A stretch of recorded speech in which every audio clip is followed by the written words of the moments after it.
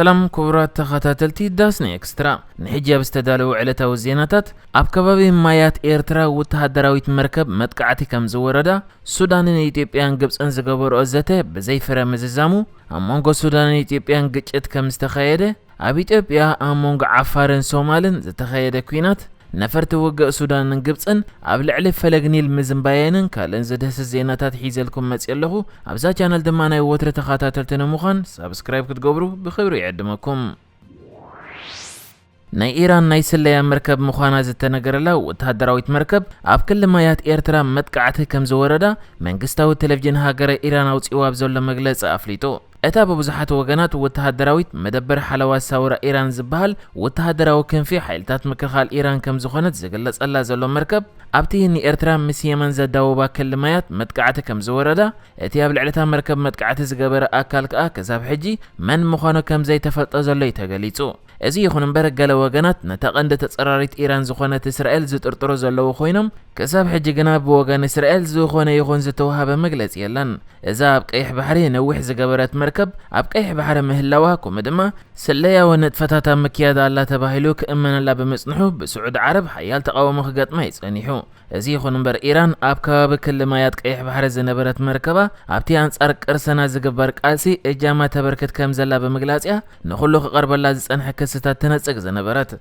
نزي غداي ملكي تقا حبرات منغستات امريكا كاب حيلتاتا ابز فصامه زخونه زتساتفه كم زيله بمغلاص ايدي باللين كتبلن كلا اسرائيل غنا كساب حجي زخونه مغلصي اي هابتن كمز فلت قيح بحري حده كاب استراتيجياوي مسمرات مراكب كوينو ابت بحر خاب بزح زلون وتهدراوين مراكب زتفلاليا هاجرات كم زركبا يزغلاص ኢትዮጵያ ሱዳን ግብጽን ኣብ ጉዳይ ዓብይ ገድብ ሕዳሴ ብሽምጋልነት ሕብረት ኣፍሪቃ ንዝሓለፉ 3 መዓልታት ኣብ ኪንሻሳ ኮንጎ ከካይድኦ ዝቐነየ ዘተ ብዘይ ስምምዕ ተበቲኑ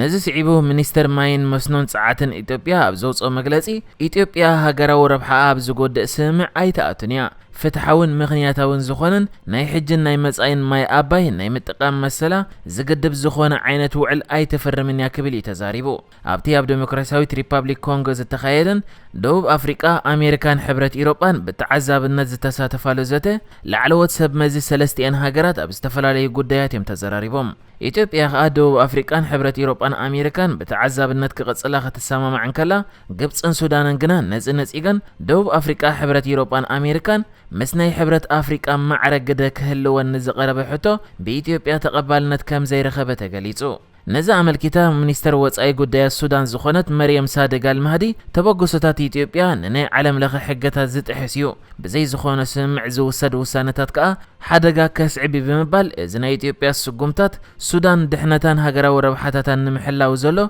ናይ ስጉምታት ምርጫ ክትወስድ ዘገድድ ክትብል ተዛሪባ بوغن ግብጽ ኻ ሚኒስተር ወጻይ ጉዳያት ተሃገር ዝኾነ ሳምሕ ሽኩሪ እዚ ናይ ኢትዮጵያ ወሳነ በጽብቕ መንፈስ ከይነዘራረብ ዝዓግት ሕጽረት ፖለቲካዊ ድልየት አርዩ ብምባል ንሱ ዘለዎ ተቃውሞ ይገልጹ በጀካዚ ሚኒስተር ወጻይ ጉዳያት ሱዳን መርየም ሳደግ አልማህዲ ሱዳን ንውሽጣዊ ኩነታት ኢትዮጵያ ተረዲኣ ንነውሕ ግዜ ዓቕሊ ገይራያ كمون بشحات زغصرو إثيوبيان سدتنياتات تقبلناينا أبز إوانغن هاجراو ربحانا كنحلو كنسرحينا ختبليا تزاريبا زلا إذا خمزيلن كل غاز التفل عليها ناي قبصن سودان معكنات يحبرو كم زلوا بحبار ناي قبصن سودان ناي وقع نفرتي أب كل السمايات فلقنيل ابتي النسر خلت الزبل شمز توهابو حبراو مناورا كمز زنبيات حبيرو اتن نفرت وقخان ناي قبصي ميق 29 ناي سودان FDC كلت تشحز عينتن كوينن ازناتن بررغات دحرتي بزعبا قدب حداسه اب كينشاسا زتغبر اخيبا مفشالو كمز خونه تغليصو كاله مستي امونغو ايثيوبيان قبصن سودان تفطير زول زي مسمع بزتحز سودان دحر مس ايثيوبيا خبر زصنح زته مفشالو اب هاجرا اكل عقب سلام كوينم توافيرم زلو استات 4000 وتهدرات ኢትዮጵያ ካብ ሃገራ ክወጹ ንውድብ ሕብራት ሃገራት ዕላው ሕቶ አቅሪባ ከምዘላ ተገሊጹ ነዛ አመልኪታ ሚኒስተር ወጻይ ጉዳይ ሱዳን መርየም ሳደግ አልማህዲ አብዛሃበቶ መግለጺ ሰራዊት ኢትዮጵያ በምብራቃዊ ሸነኽ ዶባት ሱዳን እንዳተጸግዕን ከሎ አውሽጥ ሱዳን ሰራዊት ኢትዮጵያ ከሎ ድሌትና ስለዘይኮነ ውድብ ሕብራት ሃገራት ነቶም ናይ ኢትዮጵያ ሰራዊት በኻልእ ሰራዊት ክትቆም ጸውዕና ኣለና በጀካዝ ድማ ሱዳን ምስ ኢትዮጵያ ዘለዋ ስምምዓት ዳግማይ ግምት ክትገብረልያ እዝግና ነቶም ኣብ ሱዳን ዝነብሩ ስደተኛታት ይኾኑ ካልኦት ኢትዮጵያውያን ከም ዘይጸልዎም ሓቢራላ ካልእ ሎም ንግሆ ኣብ ዶባት ሱዳን ኢትዮጵያን ኣብ መንጎ በሰራዊት ኢትዮጵያ ዝተሓገዙ መልሻታት ኢትዮጵያን ሰራዊት ሱዳንን ግጭት ከም ዝተኻየደ ኣብቲ ግጭት ከዓ ብወገን ሱዳን ወፂ ዘሎ ሓበሬታ ከም ዘነጽሮ ክልተ ካብ ወተሃደራት ሱዳን ተወጊኦም ከም ዘለዉ እቲ ግጭት ከዓ ይቐጽል ከም ዘሎ ማዕከን ዜና አልጀዚራ ሓቢራላ።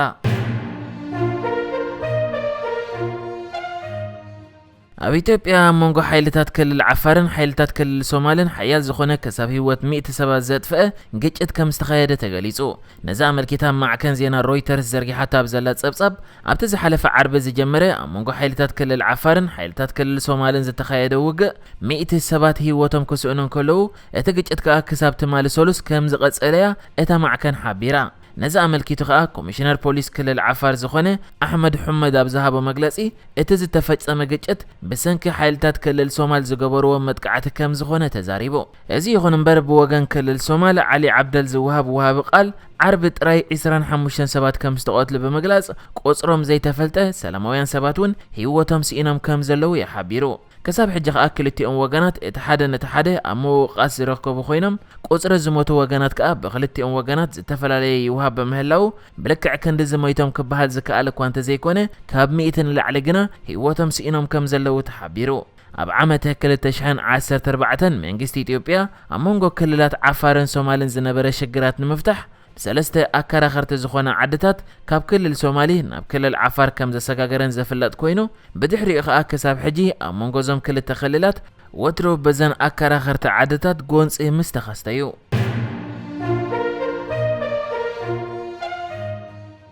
መንግስት ኣሜሪካ ከታበት ኮሮና ዝወሰዱ ሓድሽ ዓይነት ፓስፖርት ክወሃቦም ንዝብል ሓሳብ መሰል ብሕትውና ሰባት ዝግህስ ብምባል ነጺግዎ። በደረጃ ዓለም ዝተኸስቡ ሰባት ፍሉይ ዓይነት ፓስፖርት ክወሃቦም ምግባር ኣብ ምቁጽጻር እቲ ሕማም እጃም ክህልዎ ይኽእል ዝብል ሓሳባት በተደጋጋሚ ይለዓሉ እኳ እንተሃለወ ገለ ነዚ ሓሳብ ግና ብዓይኒ ነቐፌታ ዝጥምትዎ ኣብ መንጎ ሰባት ምፍላይ ዝፈጥርን መሰል ብሕትውና ናይ ሰባት ዝግህስን ኢሎም እዮም ዝገልጽዎ። ኣሜሪካ በወገና ነቲ ዝተኸትቡ ሰባት ከም ዝተኸትቡ ዝሕብር ፍሉይ ዓይነት ፓስፖርት ይወሃቦም ዝብል ሓሳብ ከም ዘይተደግፎ በመግለጽ ኣሜሪካውያን ምስክር ወረቐት ሒዞም ክጓዓዙ ዝብል ሓሳብ ኣይንድግፎና ኢላ። በመሰረት ካብ ዩኒቨርሲቲ ጆንስ ሆፕኪንስ ዝተረኸበ ሓበሬታ ኣብ ኣሜሪካ ኣስታት 31 ሚሊዮን ሰባት ብኮሮና ክልከፉን ከለዉ ልዕሊ 550,000 ሰባት ከዓ ብሰንከቲ ሕማም ህይወቶም የምሲኢኖም። በዚ መሰረት ከዓ ኣሜሪካ ብቁጽሪ ሞትን መልከፍትን ካብ ሃገራት ዓለም ኣብ ቅድሚት ተሰሪዓ እያ ትርከብ። ንሕጂ ዝተዳለወ ዜናታት እዚ ነይሩ። ብካልእ ክሳብ ንራኸብ ሰላም ንዓኹም።